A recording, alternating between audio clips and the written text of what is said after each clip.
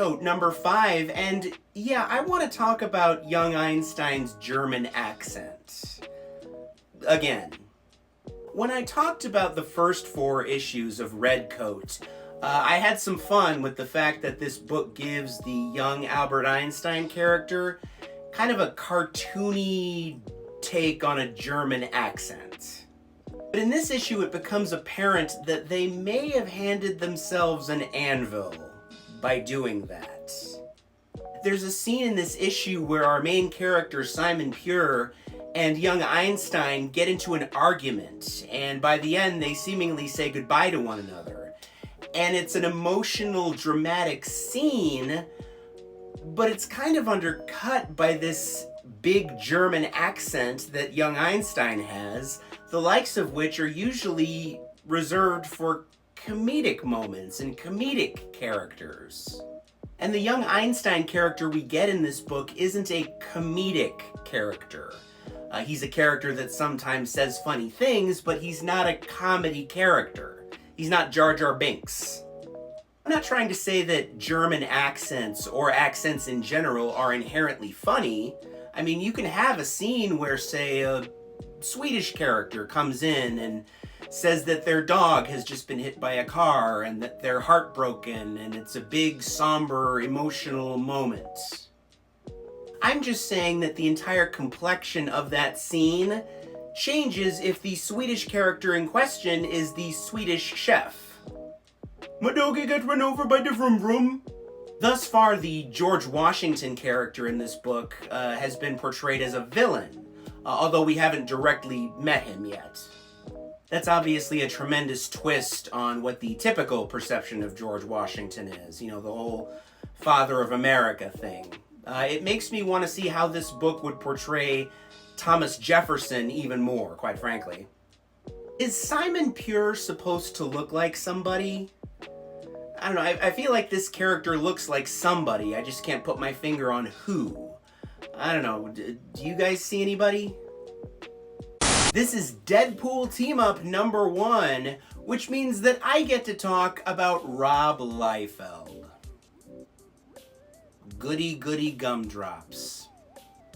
Rob Liefeld is probably one of the most famous and successful comic book artists of all time. He rose to prominence in the late 80s and early 90s working for Marvel, in the process helping to create characters like Cable and, indeed, Deadpool. He was later part of a group of creators that left Marvel in order to found Image Comics.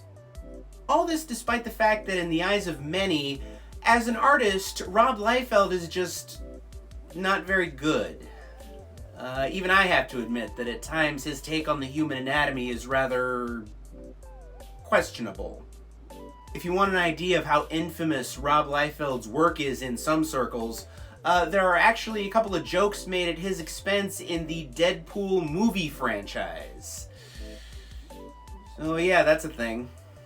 But in other circles, Liefeld's work is still popular, thus there is an appeal to bringing him back, specifically on a Deadpool book, a character that he helped create. Thus we have Deadpool Team Up number 1.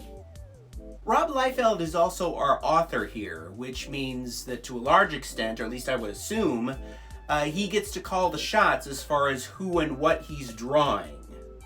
Not surprisingly, Wolverine is in this issue. I'd be surprised if we didn't get Cable at some point. But based on the cover, it also looks like we'll get characters like Hulk and Spider-Gwen, Ghost Spider. Not quite sure how to feel about the latter based on how Liefeld has rendered female characters in the past. But yeah, this story is largely about Deadpool having to get his hands on dragon eggs. Thus we see Deadpool with a couple of dragons in this book. No complaints on that front. I guess Rob Liefeld has been watching House of the Dragon lately. I wouldn't classify the writing here as anything overly special, and as far as the art is concerned, there's nothing overly egregious or offensive in here as far as I'm concerned, but it is still Rob Liefeld. But you know what? If Marvel is going to work with Rob Liefeld again, I think this is the right strategy to go with. Just give Rob Liefeld his own little sandbox to play in and do what he wants, and the people who like it are gonna like it, and the people who don't like it are not gonna like it. And the people who are indifferent are probably gonna stay indifferent. You're really not gonna change a lot of minds at this point, as far as Rob Liefeld is concerned. Plastic Man is dying. Man, that sucks. This is Plastic Man No More, #1. Yeah, Plastic Man gets hit with a death ray, basically, in this issue, and his body starts to physically break down and, like, liquefy, thus the imagery on the cover. So now he has to figure out how to stop the physical degradation of his body, all the while coming to grips with what could potentially be the end of his life.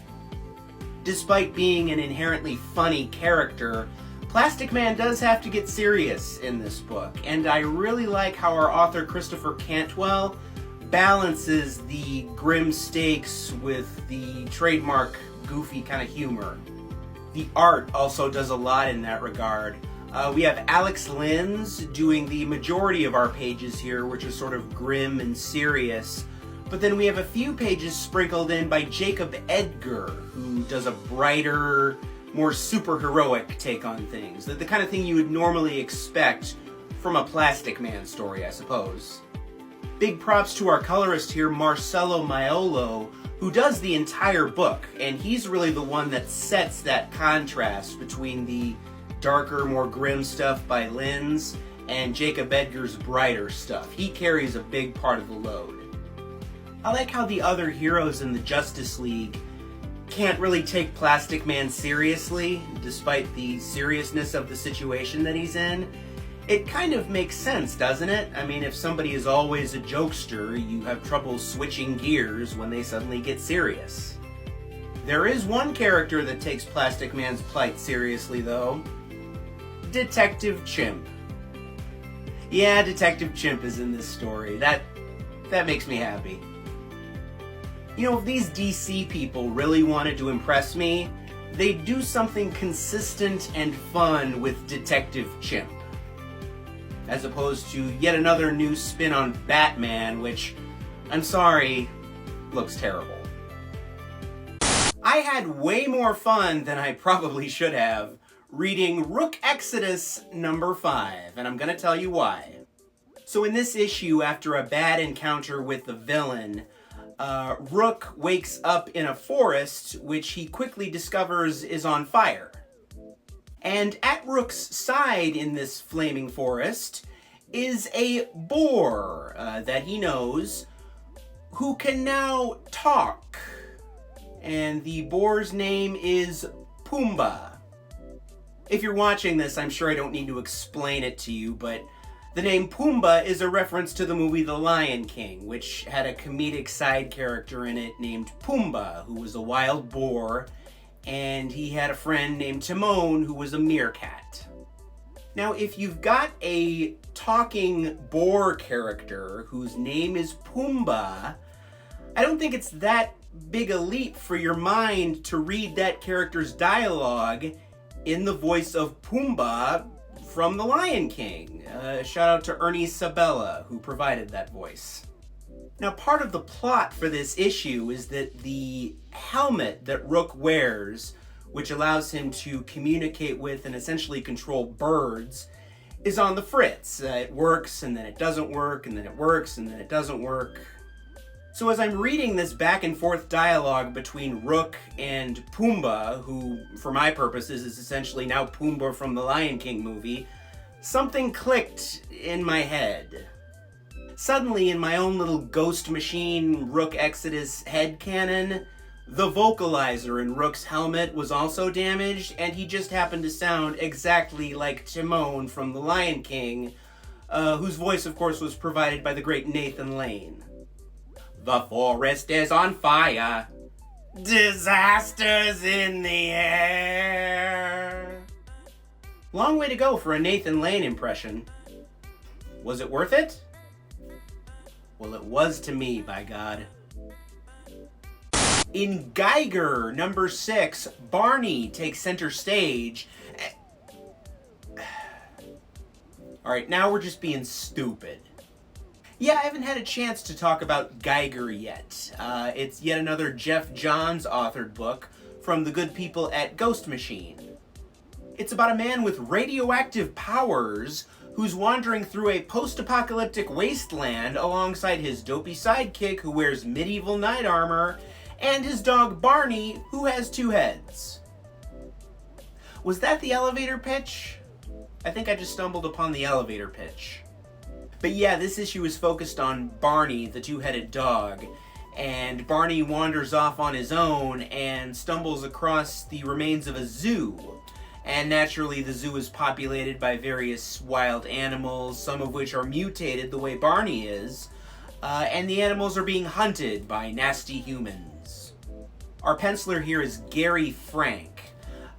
Gary Frank and Geoff Johns have worked together numerous times for DC Comics on projects like Superman Secret Origin and Doomsday Clock. I assume they like working together, and that's why they're back together here.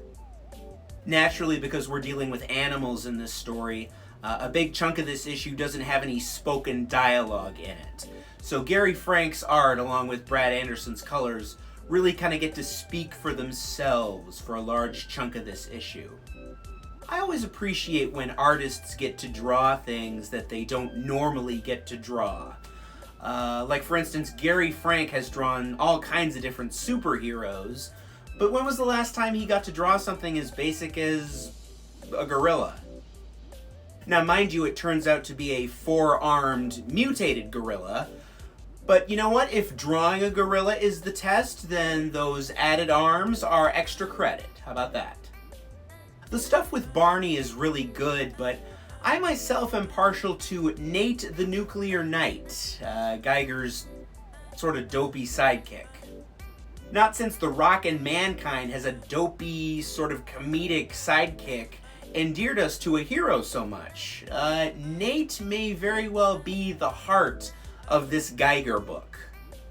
But you know what? That's really what Geoff Johns and Gary Frank do. They're a team that brings people together. Whether you're an American and a Russian, or a superhero and a fascist dictator, or Christopher Reeve and Vladimir Putin, Geoff Johns and Gary Frank bring characters together. Heck, they did all 3 of those things back in Doomsday Clock during the incredibly surreal Superman and Vladimir Putin scene. Yeah, did you forget about that? I didn't forget about that. He's Popeye the Sailor Man. He can bench a lot more than I can. With his good eye, he'll look at this Popeye book. He's Popeye the Sailor Man. I'm spittin' rhymes, ladies and gentlemen. This is I Lie Popeye #1. So yeah, Popeye gets reimagined for the modern era by Massive Publishing and author and artist Marcus Williams. If you don't know, Popeye is really an American classic. The character was first published in 1929, predating Superman's first publication in 1938 by about 9 years. So yeah, he's one of the characters on whose back the comic strip / comic book industry was largely built. The classic Popeye premise is very much intact here. Popeye is a quirky talking, one-eyed man of the sea who stands up for what's right and fights bad guys, etc. In this story, a reporter comes to see him to find out how he lost his eye. And as it turns out, his various friends, allies, accomplices have different takes on the story. And of course, whenever Popeye eats a can of spinach, he basically gains super strength. I don't know if his creator, E.C. Seeger, had an in with the spinach people or not. That's best left investigated by people who aren't me. When I initially read that this was going to be a modern reimagining of Popeye, I won't lie, I cringed a little bit. In my experience, the internet is ripe with modern Popeye fan art that's really different. I won't show it to you because I don't want to shame anybody, but trust me, it's there. I mean, how do you modernize Popeye anyway? I mean, he's very much a product of that late 20s, early 30s era that he and his cast of characters were created during. Well, as it turns out, in the case of I Lie Popeye, you don't modernize the character, per se, so much as you modernize the presentation. This is very much, in my opinion, Popeye meets manga meets a Marvel movie. I'm not a manga expert by any means, but the manga influence here is very noticeable, not just in the action sequences, but in the way the characters' eyes are drawn. Like, for instance, this is the classic version of Olive Oyl, more or less, Popeye's girlfriend, and this is how she appears in this book. She's got bigger, much more expressive eyes. And I was actually pleasantly surprised at how dramatic this first issue was. It kind of feels like they took the first act and the third act of a Marvel movie and sort of put them together. We even have a glowy, buffed up bad guy, Marvel style. I was pleasantly surprised that Popeye got to keep his trademark pipe. I guess it's not like movies and TV where you're not allowed to smoke in comics. I guess now that there's no Comics Code of Authority, there's no equivalent to the FCC in comic books, so smoke them if you got them. The one thing I did not want to see when I opened this book was Popeye holding a smartphone. I have a thing about smartphones and, like, classic American characters or characters that are synonymous with a certain era. For instance, I don't think we need to see Popeye ordering cans of spinach in bulk from the Instacart app. Smartphones are briefly referenced, and one is even briefly seen, but thankfully Marcus Williams seems to have written and drawn around them for this Popeye book, for which I am very grateful.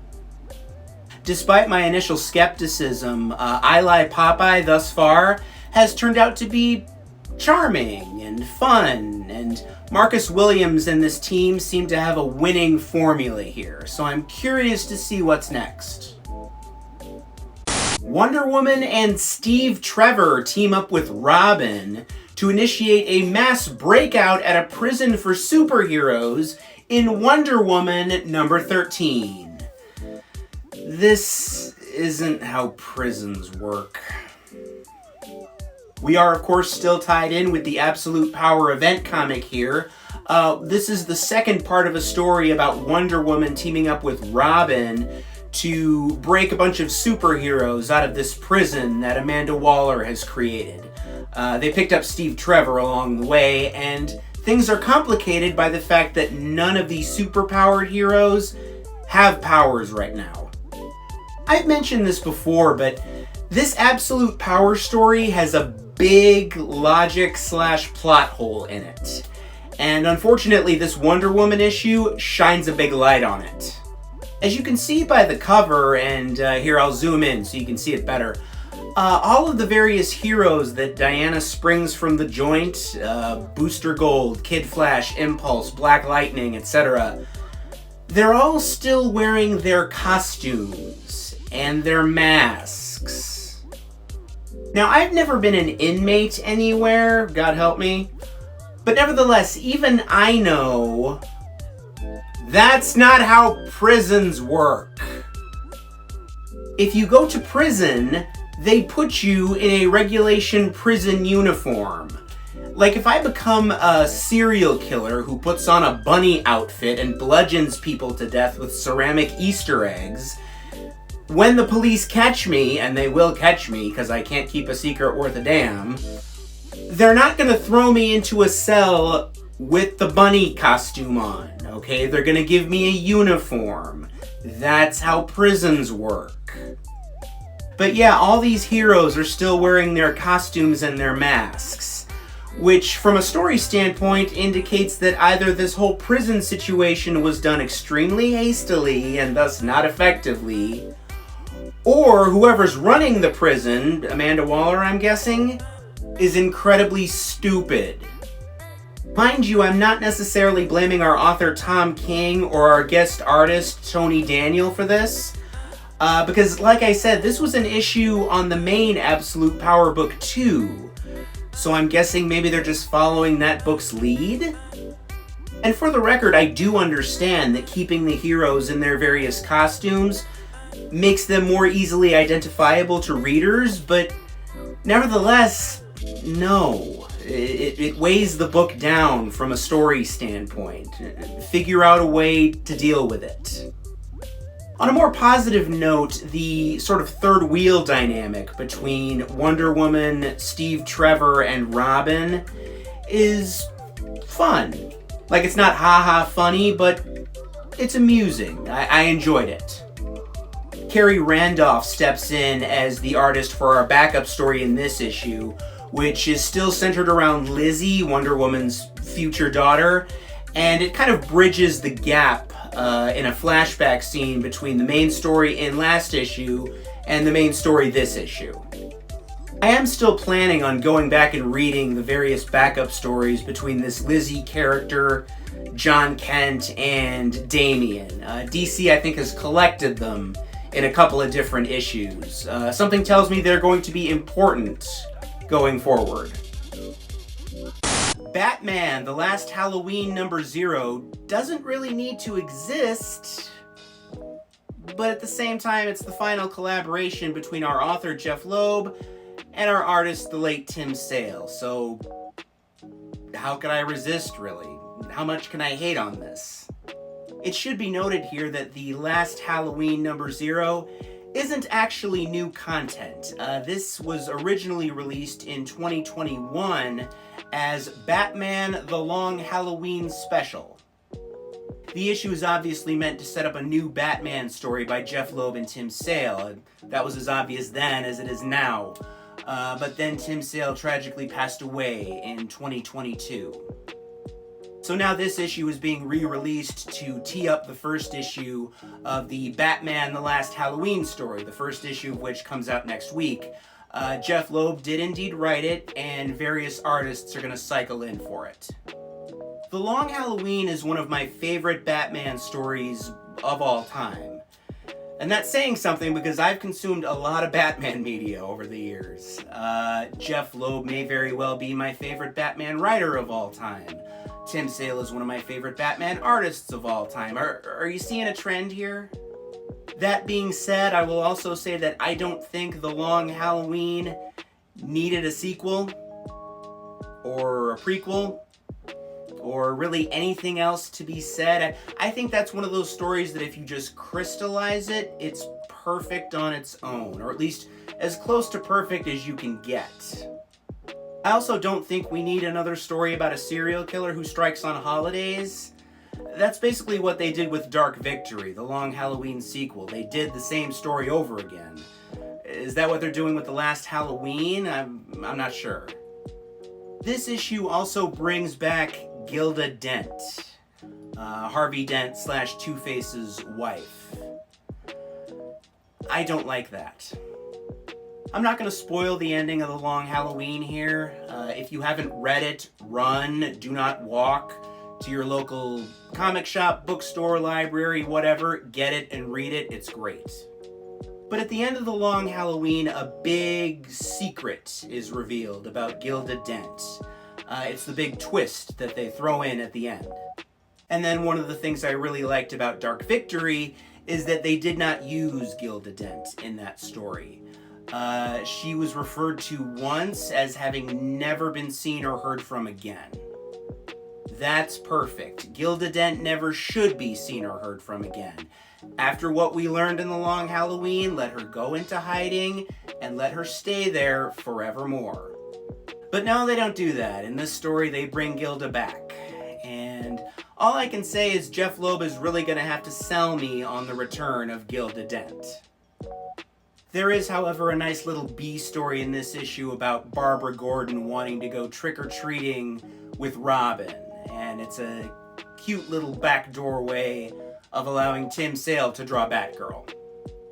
But yeah, Tim Sale's art here looks as great as it's ever looked. The vibe, the aura of the story is a tiny bit different because they're using a different colorist than I think they used for most of their previous collaborations. The Long Halloween, Dark Victory, Haunted Night, etc. But it doesn't negatively impact the story, and I mean, it's still Tim Sale drawn Batman stuff. How can you hate on it? I am indeed going to be picking up The Last Halloween starting next week. I don't know how I'm going to feel about it with Tim Sale's work not being on it, but I guess we'll see. I still maintain that it would have been better to just leave The Long Halloween alone, but in the case of this issue, and hopefully The Last Halloween as well, I guess greatness speaks for itself. Even, I don't want to say tainted greatness, but altered greatness? Alright, so it's finally time to talk about Batman, The Last Halloween #1. And in the process, I'm going to do something I don't normally do. I'm going to make a music analogy. You guys know Linkin Park? Linkin Park has a new album coming out in November. A couple of singles have already been released from it, if you haven't heard them. But the thing about Linkin Park is that they tragically lost one of their lead vocalists to suicide several years ago. Chester Bennington was his name. It was a terrible situation. And for this new album, they have a new vocalist, Emily Armstrong. I think Emily Armstrong is great personally, but, naturally her presence there invites comparisons between her and Chester Bennington, because as much as anybody, Linkin Park was Chester Bennington's band. This was his creative outlet. This group was synonymous with him. The situation with this Last Halloween project and the late great artist Tim Sale isn't exactly the same, but there are certainly similarities. Tim Sale did a lot of great work in his career, but I think that The Long Halloween was kind of his signature piece. It was the book that he was probably most synonymous with, especially in terms of his work with our author here, Jeff Loeb. With Tim Sale sadly being gone now, and this Last Halloween book serving as yet another sequel to The Long Halloween, this project is being framed largely as a tribute to Tim Sale, with a different artist coming in on all of these 10 issues we're going to get. I have mixed feelings about this Last Halloween project for a number of reasons, one of which is that it puts the various artists in an unenviable position because this was Tim Sale's world. This was Tim Sale's story as much as anybody else's, and much like with Emily Armstrong and Chester Bennington, they're inevitably going to be compared to Tim Sale. And that's not really fair, is it? Our artist here is Eduardo Risso, and he's a fantastic artist in his own right. He's famous, of course, for 100 Bullets, and he's worked on Batman before as well. And I came into this issue really trying hard not to compare Sale's work with Risso's work, but it's hard because you're so used to seeing this Long Halloween world, this Long Halloween story through Tim Sale's artistic lens.